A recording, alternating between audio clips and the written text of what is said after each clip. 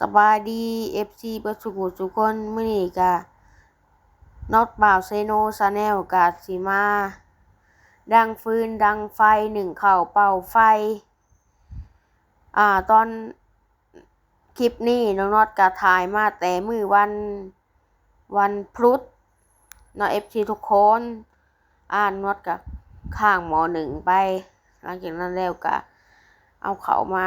ข้างขึ้นปิดฝาเรียบร้อยเขาก็งามเขาเขาห้องเขายังวะที่ไทยยังก็น้องน็อตกับบ่จื้อคักแต่บ้านน้องน็อตเอิ้นเขานาแซงงามมาตาน้องน็อตฝากมาให้ถ่ายวิดีโอนี่นะน้องน็อตบ่ได้อยู่สวรรค์น้องน็อตบ่ได้อยู่บ้านน้องน็อตอยู่สวรรค์พี่เพราะว่าบ่ได้อยู่บ้านเพราะว่ามาเรียนหั่นนะน็อตก็จักสิมาเฮ็ดอีสังมื้อนี้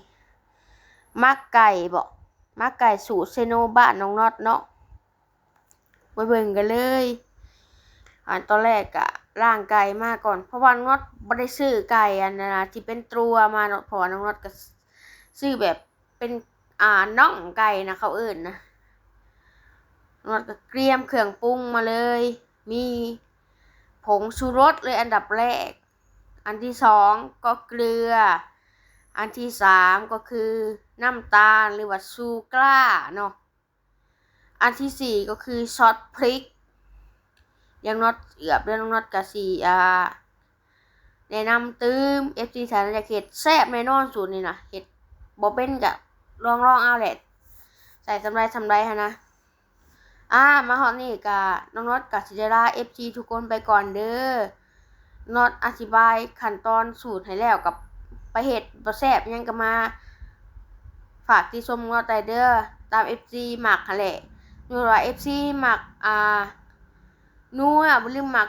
แนวใดก็ปรุงเอาหั่นแหละมาฮอดนี่ก็ฝาก FC ทุกคนติดตามให้เด้อช่องน็อตบ่าวเซโนชาแนลฝากน้องใหม่เด้อหาดปิ้งไก่เซโนเบอร์10แซ่บแท้แน่นอนมีโตตั้งงามๆพร้อมบริการให้ลูกค้าขอขอบใจ